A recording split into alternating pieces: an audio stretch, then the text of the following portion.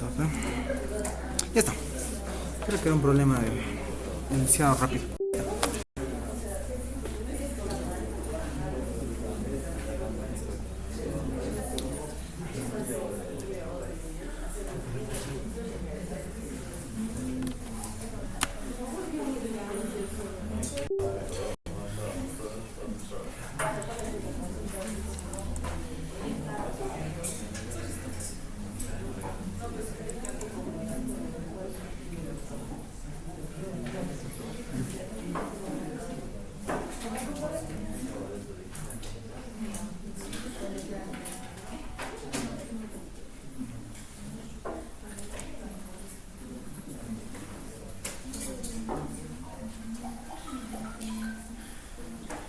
Bien, señoritas, señores, tocaremos este tema de las funciones del páncreas. El páncreas es otro de los órganos exocrinos que tiene el tubo digestivo para poder cumplir su función, básicamente digestión, ¿no? Y definitivamente el páncreas es un órgano muy importante, porque sin páncreas no vivimos, también es cierto, pero que este órgano, ¿no?, en realidad tiene dos tipos de función: una función exocrina, que es la que vamos a ver ahora, y una función endocrina, que eso lo veremos cuando hagamos sistema endocrino, ¿cierto? Y específicamente cuando hablemos de lo que es diabetes e insulina, ¿no? Ahora bien, son enzimas, entonces, si vemos la parte de secreción pancreática, una función exógena, ¿no?, entonces libera un conjunto de enzimas que permiten la digestión de carbohidratos, grasas, proteínas e inclusive algunas sustancias que llegan al duodeno y luego el yeyún y todo lo demás, ¿no? Todo lo que el páncreas va a secretar va a través del conducto pancreático, ¿no?, hasta el colédoco. Pero en esa secreción, en ese pasaje, estas enzimas que tienen no son activas. Se tienen que activar cuando llegan al duodeno. Solo para repasar, ¿no?, el páncreas tiene también funciones endocrinas. Y cuando hablamos de funciones endocrinas, estamos hablando de la secreción de glucagon, insulina, somatostatina y el polipéptido pancreático, que más bien autorregula la secreción del páncreas exocrino. Ahora bien, esto rápidamente, ¿no?, la parte endocrina está por cuenta de las células de Langerhans. Y se tienen ahí las células alfa, que liberan glucagón, las células beta, insulina, las delta, somatostatina, las épsilon, que liberan hormona grelina, por ejemplo, ¿no? Entonces, esto lo vamos a dejar, porque eso lo vamos a ver posteriormente. Muy bien. Entonces, como mencionamos, siendo el páncreas una glándula mixta, nos interesa la función exocrina que va a tener el páncreas. Histológicamente tiene los dos componentes, ¿no?, de las glándulas exocrinas y endocrinas. Ahora, la porción exocrina corresponde entre el 80 a 85% del órgano y está formado por numerosas células, glándulas, conocidas como las acinopancreáticas. Ahora, están compuestos obviamente por células epiteliales, cilíndricas o piramidales, y también un conducto finalmente, ¿no? Si vemos aquí, este sería, digamos, un esquema. Estos vendrían a ser los acinipancreáticos, y en el medio está el conducto, ¿no? Viéndolo de una manera más esquemática, entonces tenemos aquí. Este vendría a ser todo un acinipancreático, que vemos aquí. Están acá propiamente las glándulas y el ductus. Ahora, hay una particularidad en caso de la glándula. Las células acinarias de la glándula son las que producen las enzimas, ¿no? Pero estas enzimas están en estado inactivado, pero no saldrían si es que a nivel del ductus, más bien aquí se produce la secreción de bicarbonato y agua. O sea, el gran volumen que secreta el páncreas no es por las células acinares, sino por las células del ducto pancreático. Entonces, esto permite que las enzimas que han sido producidas por las células acinares ya puedan, a través del conducto pancreático, llegar al duodeno, ¿no? Entonces, esta es una unidad secretora, el acini pancreático, que tiene acá, y el ductus. Ahora bien, debido a esta división de función, entonces tenemos que las células acinarias pancreáticas son las que van a producir las enzimas y las almacena a través de los granos decimógenos, entendiendo acimógenos, proteínas o enzimas que están inactivadas. Mientras que las células epiteliales ductales del páncreas, ¿no?, son los que producen el agua y bicarbonato. Solo para recordar, ¿no?, el páncreas para secretar tiene dos ductos. El ducto pancreático principal, o de Wilson, que se le conoce, que recorre a lo largo de todo el páncreas, ¿no?, y el conducto pancreático accesorio Santorini. Ahora bien, entonces tenemos esto del páncreas. Ahora, para que el páncreas secrete, hay dos mecanismos principales por los cuales lo hace. Todo empieza cuando los alimentos, que ya no serían alimentos, ¿no?, ¿qué sale del estómago? El quimo llega al duodeno. Ahora, ese quimo, ¿qué características tiene? Es fuertemente ácido, ¿no? Más o menos en el estómago, pero ya cuando sale,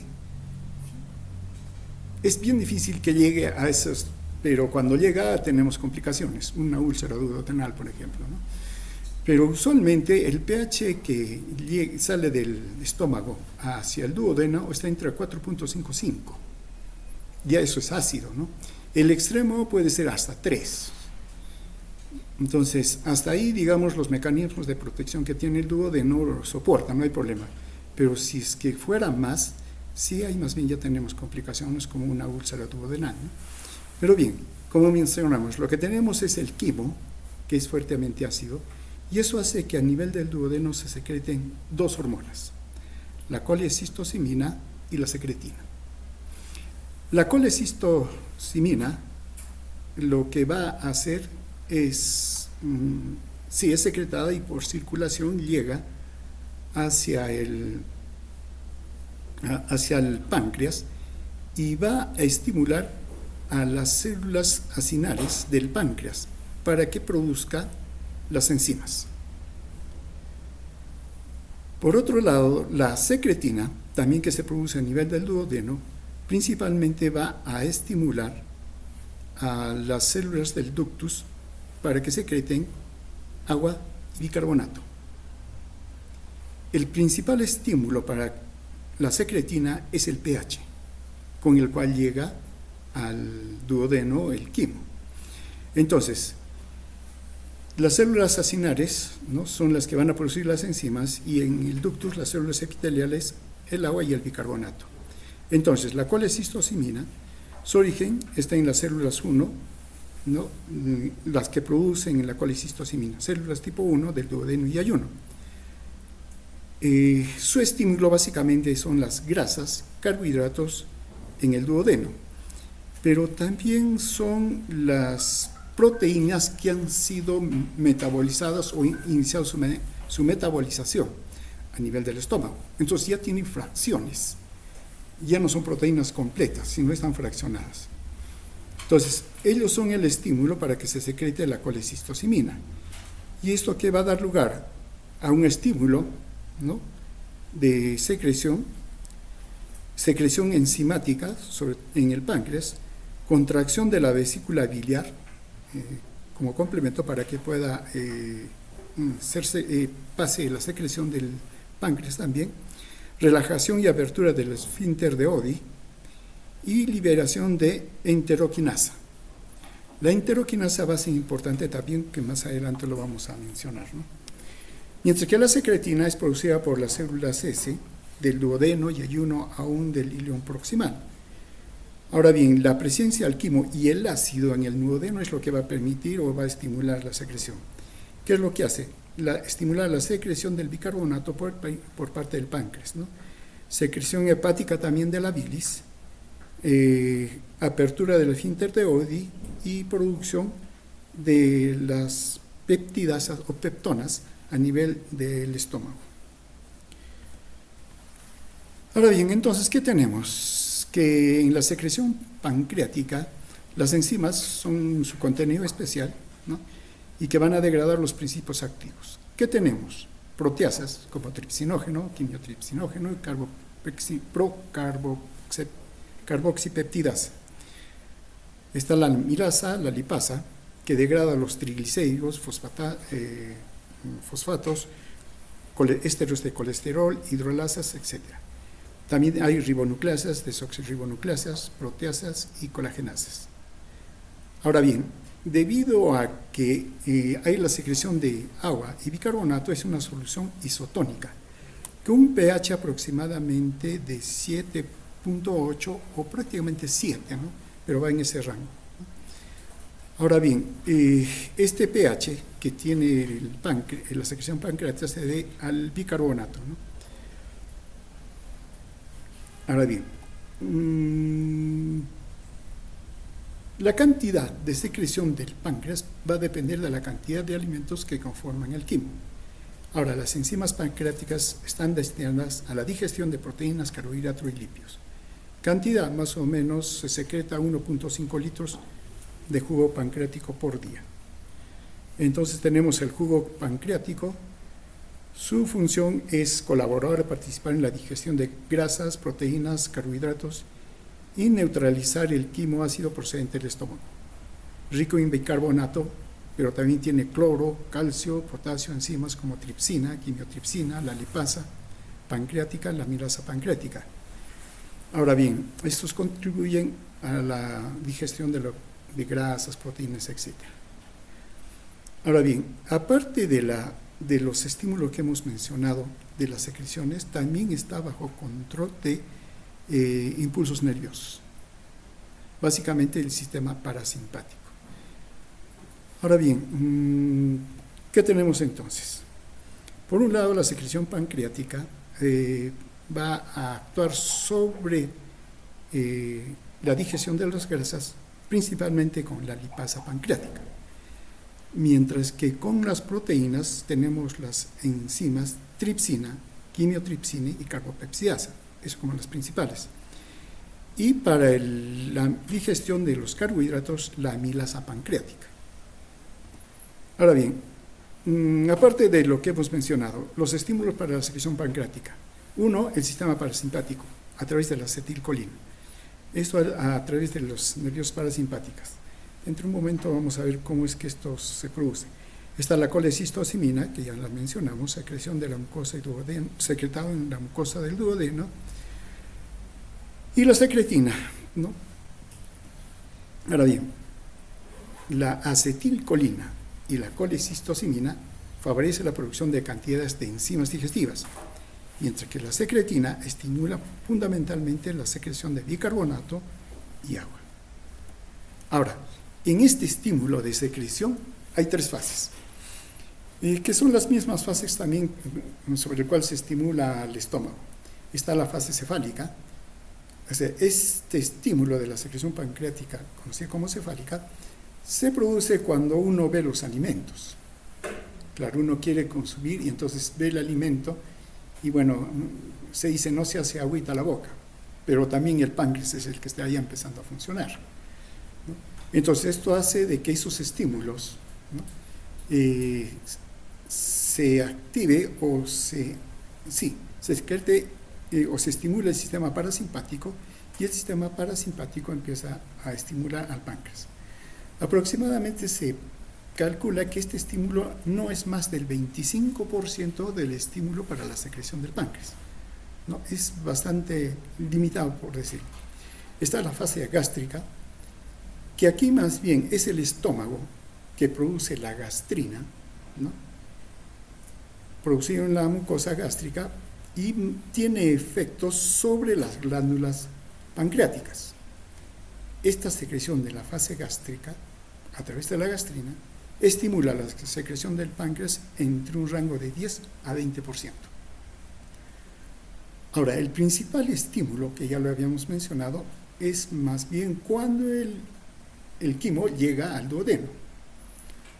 Y esto da lugar al máximo ritmo de secreción del páncreas. Esto mediante la secretina.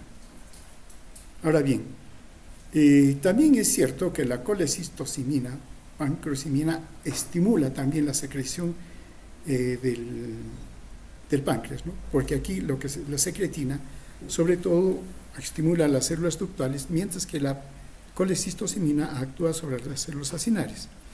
El estímulo que da la capacidad de estímulo de la fase intestinal es entre el 50 a 80%. Entonces, este es el principal estímulo.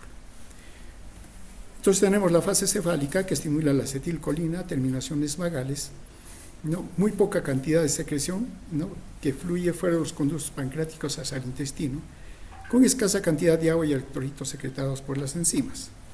La fase gástrica, dependiendo de la gastrina, ¿no? La cantidad de secreción pancreática al llegar al duodeno también es poca, pero la que sí es la fase intestinal, ¿no? Esto por el estímulo del quimio, la secreción pancreática es más copiosa, sobre todo en respuesta a la hormona secretina, y la colecistocimina, que produce el estímulo a las enzimas. En buena cuenta, todo el volumen, o casi todo el volumen de la secreción pancreática depende de la secretina, pero la función depende de la colecistocimina. Y estas vendrían a ser más o menos las enzimas pancreáticas, la función. Están los precursores de las proteasas, ¿no? Esto para las proteínas, está tripsinógeno, quimiotripsinógeno, proelastasa, procarbopeptidasa A y la B, enzimas de... por otro lado, tenemos las que digieren el almidón, la amilasa, para los lípidos, lipasa, esterasas y fosfolipasa A2. También están nucleases como la desoxirribonucleasa, ribonucleasa. Y hay algunos factores reguladores como procolipasa, inhibidores de la tripsina y peptidomotor. Veamos aquí. Esas vendrían las enzimas que van a participar. Y acá tenemos que mencionar. Dijimos que las enzimas que se están secretando son simógenos, inactivos, entonces tienen que activarse. Ahora, la tripsina está como tripsinógeno y se va a activar a través de la enteropeptidasa, que es una enzima que principalmente se secreta a nivel de duodeno, en el epitelio. Entonces, la enteropeptidasa actúa sobre el tripsinógeno y el tripsinógeno se convierte en tripsina y queda activada. Entonces, ¿quién activa la tripsina? La enteropeptidasa. Bueno, su efecto sobre proteínas y polipéptidos. Ahora, ¿qué es lo que hace la tripsina? Desdobla los enlaces peptídicos en el lado carboxil de los aminoácidos básicos, ¿no? O sea, desde el lado carboxílico empieza a cortar. Ahora, la quimiotripsina, la carbopeptidasa, tanto A o B, también ellas se secretan como proenzimas, pero quien las activa es la tripsina. Entonces se requiere activar a la tripsina para que se activen a las otras enzimas, ¿no? Entonces la quimiotripsina, inclusive la elastasa, las carboxipeptidasas y colipasa necesitan de la tripsina para ser activadas. ¿Y qué es lo que hacen ellos? Bueno, la metabolización de enzimas, ¿no? Y actúan sobre proteínas y polipéptidos. Ahora, tienen cierta especificidad, ¿no? Por ejemplo, la quimiotripsina desdobla enlaces peptídicos en el lado carboxilamino de aminoácidos aromáticos, mientras que la elastasa, por ejemplo, desdobla enlaces en el lado carboxilo también, pero de aminoácidos alifáticos. La carbopeptidasa A desdobla aminoácidos, ¿no?, en el lado carboxilo terminal que tienen cadenas laterales alifáticas, ¿no?, o ramificadas. La B desdobla aminoácidos que tienen cadenas laterales básicas. Y la colipasa facilita la exposición del sitio activo de la pancreatolipasa. Entonces, miren, estas enzimas no cortan, o sea, no hacen escisión entre los aminoácidos en cualquier punto. Y de ahí que se requiere de todos ellos para que finalmente se pueda hacer la digestión de las proteínas. En cuanto a las lipasas pancreáticas, la lipasa pancreática actúa sobre los triglicéridos y lo que se obtiene es monoglicéridos y ácidos grasos, ¿no? La lipasa de ácidos y sales biliares, los ésteres de colesterol, lo mismo el éster de colesterol hidrolasa. Ahora tenemos la amilasa alfa pancreática que actúa sobre el almidón, el cloro la activa, ¿no? Y tiene una acción semejante, claro, es una amilasa semejante a la amilasa salival. Tenemos la ribonucleasa, actúa sobre el ribonucleico, la desoxirribonucleico, bueno, son ácidos nucleicos, ¿no? La fosfolipasa, que es también activada por la tripsina y actúa sobre fosfolípidos. Y lo que tenemos son ácidos grasos y fosfolípidos finalmente, ¿no? Entonces, como ven, se necesita no solo de algunas enzimas, sino de los conjuntos de todas las enzimas para que pueda, digamos, se pueda digerir o hacer digestión de los carbohidratos, proteínas, etc. Ahora, el páncreas, como tiene las enzimas y está también el tripsinógeno, ¿cierto? Pero también la enteropeptidasa se produce en poca cantidad en el ductus. El problema entonces es que la tripsina puede ser activada. Y si la tripsina es activada, va a activar a las otras enzimas. Conclusión, estas enzimas del propio páncreas lo pueden digerir. Y de hecho eso sucede en una pancreatitis, ¿no? Entonces, hay mecanismos que son protectores pancreáticos, ¿no? Entre ellos, por ejemplo, un factor protector está el almacenamiento de muchas proteínas digestivas como zimógenos. Ahora, están también la clasificación selectiva de proteínas secretoras y almacenamiento en gránulos de zimógeno. Eso no están libres, ¿no? Y están los inhibidores de la proteasa del gránulo de zimógenos. Aquí hay una enzima que inhibe a la tripsina, ¿no? A la tripsina para que no pueda digerir no pueda activar a las otras enzimas. Bueno, esto solamente ya es un poco más de detalle en cuanto al estímulo, ¿no? El estímulo a las células tipo 1 a nivel del duodeno para que secrete colecitocinina, y esto en las células acinares a través de la vía del calcio seria para secretar las enzimas. Las células S, a través del AMP ciclo en las células ductales, se produce la secreción de sodio y bicarbonato. Ahora bien, como mencionamos, son la secreción exocrina, ¿no? Secreta básicamente, se puede agrupar en 5. Pero ¿qué sucede con esto? Son 5 enzimas principales, más 2 enzimas que son la amilasa y la lipasa. ¿Por qué? Veamos. Cuando una persona, por ejemplo, tiene un dolor a nivel del hipocondrio izquierdo, eso significa para este lado, ¿no? Y se va hasta la parte media, ¿no? Y claro, uno puede pensar que es un problema digestivo, y de hecho es un problema digestivo, pero puede pensar que es un problema estomacal, ¿no? Ahora bien, y si es que esto es, digamos, notorio, lo mejor es descartar. ¿Y con qué se descarta? Con la dosificación de la lipasa pancreática y la amilasa.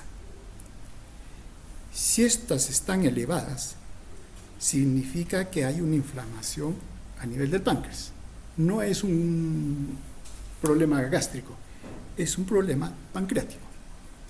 Y si eso uno encuentra, entonces sí, puede ser una pancreatitis y eso es muy grave.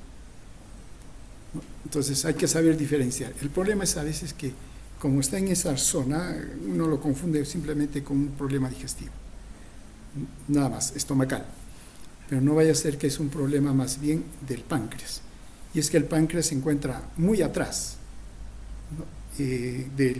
Anatómicamente, y entonces sí puede estar dando algunos problemas. Hay que tener cuidado con ese tipo de dolor, ¿no? Ahora bien,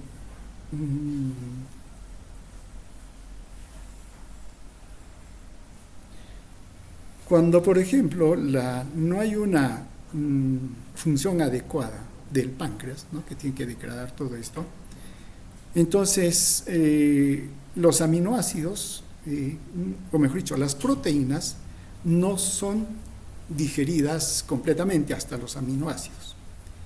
Y como quedan fracciones, eso da lugar a que tengan una descomposición, una putrefacción. Esto por cuenta de las bacterias. Y es lo que da lugar a una gran cantidad de gases, y eso nosotros le llamamos meteorismo. Entonces, cuando uno tiene ese valoramiento por una mala digestión y el aliento es desagradable definitivamente, simplemente no se está digiriendo adecuadamente las proteínas. Y entonces ahí es donde se tiene ese problema, ¿no? Claro que eso es más práctico de manejar, ¿no? Total, hay medicamentos que tienen las enzimas y se pueden tratar, ¿no? Entonces, el meteorismo muchas veces es un déficit de las funciones o déficit de las enzimas del páncreas que no concluye con la digestión de las proteínas. Bueno, esta parte ya la vemos, ¿no? Solamente de una manera mucho más precisa. La tripsina y la quimiotripsina se encargan de degradar proteínas completas parcialmente digeridas a péptidos, pero no llegan a liberar aminoácidos individuales, y es ahí donde estos aminoácidos individuales son los que tienen, si no se completa su digestión, pueden tener problemas, ¿no? La carboxipolipeptidasa degrada péptidos hasta aminoácidos individuales y completa la hidrólisis de las proteinasas, por ejemplo. Entonces, se requiere que prácticamente las tres funcionen. Si solo funcionan la tripsina y la quimiotripsina, entonces tenemos prácticamente sin liberar los aminoácidos. La carbopeptidasa sí los libera enteramente, ¿no? Entonces, redondeando, tenemos para las proteínas, se van a digerir a péptidos y finalmente aminoácidos. Esto ocurre por cuenta de la tripsina, quimiotripsina y la carbopeptidasa. En caso de los lípidos está la colesterolesterasa, que hidroliza los ésteres de colesterol, la fosfolipasa, que separa los ácidos grasos de los fosfolípidos. Y lo mismo tenemos, ¿no?, a monoglicéridos y ácidos grasos. Esto por la colesterolesterasa, lipasa y fosfolipasa. En caso de los carbohidratos, tenemos la amilasa pancreática, que degrada la mayor parte de los carbohidratos como almidón, glucógeno, excepto la celulosa. Por eso es que nosotros no podemos digerir la celulosa. ¿Y en qué está la celulosa? Por ejemplo, en las cáscaras de los alimentos. Y hay también otros carbohidratos, digamos, que no podemos digerirlos. Y es que nos falta una enzima para degradar celulosa. Y la amilasa pancreática llega a formar hasta disacáridos y trisacáridos. Más bien, la lipasa pancreática hidroliza las grasas neutras hasta liberar ácidos grasos o monoglicéridos. Como mencionamos, la amilasa pancreática hidroliza almidones, glucógeno y la mayor parte de los carbohidratos restantes hasta formar disacáridos y trisacáridos. La lipasa, más bien, sí hidroliza grasas neutras hasta ácidos grasos y monoglicéridos. En cuanto a los carbohidratos, aquí tenemos la amilasa, ¿no?, que es la va a degradar a disacáridos y trisacáridos.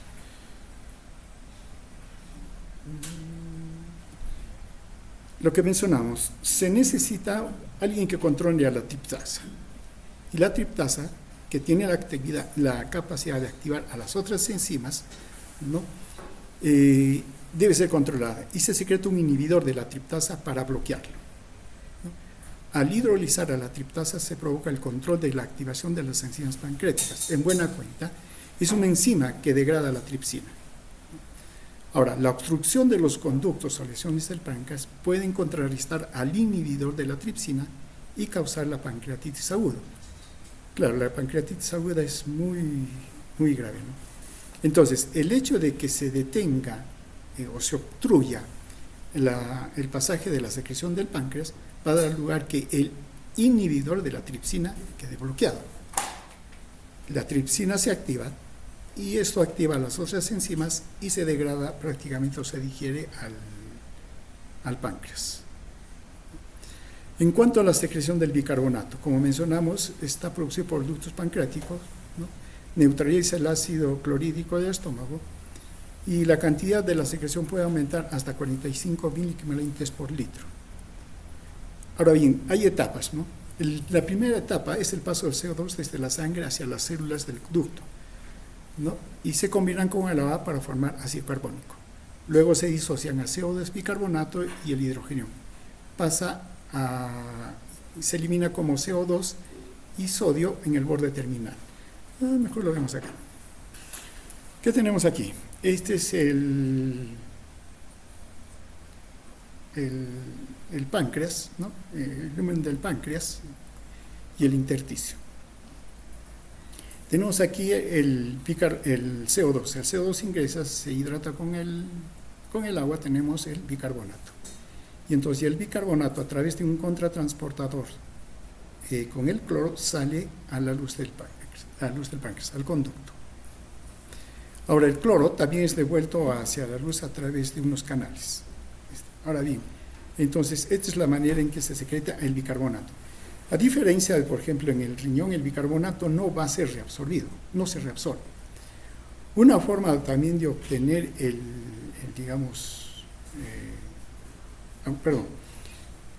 secretado el bicarbonato, ¿no? Para la luz intestinal, el hidrógeno va a regresar al intestino a través de un contratransportador con el sodio. Aquí el hidrógeno tiene que ser tamponado con un bicarbonato. Ese bicarbonato que va a taponar, eso más bien depende del CO2 de que también esté en el intersticio, de tal manera para bloquearlo. ¿Y qué se tiene? Hidrógeno más bicarbonato, semejante a esta reacción, se hidrata, tenemos ácido carbónico, y el ácido carbónico se disocia en CO2, que nuevamente sale hacia la célula del ductus para hidratarse con el agua y tener más bicarbonato. Bueno, el agua sigue su camino, ¿no? El sodio tiene que también ser controlado porque el hidrógeno que está saliendo es cambiado por el sodio. El sodio es retirado mediante la bomba de sodio potasio ATPase. También se dispone de sodio por este contratransportador. Cotransportador, también lo conocemos, que se encuentra también a nivel del estómago, ¿no? Ahora, el pasaje que tiene del bicarbonato cloro va a crear una gradiente en la luz del ductus, y a través por vía paracelular van a ser arrastrados agua y sodio. Y lo que se tiene entonces no es solo la secreción de bicarbonato que neutraliza el ácido que está llegando con el quimo, sino también agua, y con el agua el sodio, y entonces aumenta el volumen. Y listo. Hasta aquí llegamos con la secreción pancreática. Listo. ¿Alguna pregunta? Esto ya corresponde al otro tema que vamos a hacer después. Listo. Muy bien. Hasta aquí llegamos con la función del páncreas.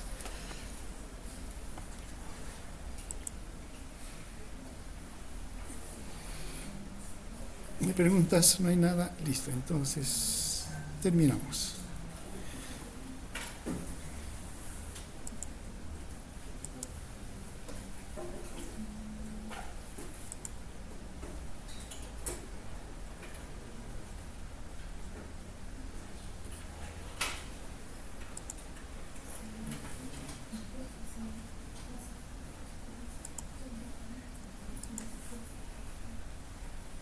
Bien. Si no hay preguntas, pasamos ahora a la segunda parte. ¿Está el primer grupo?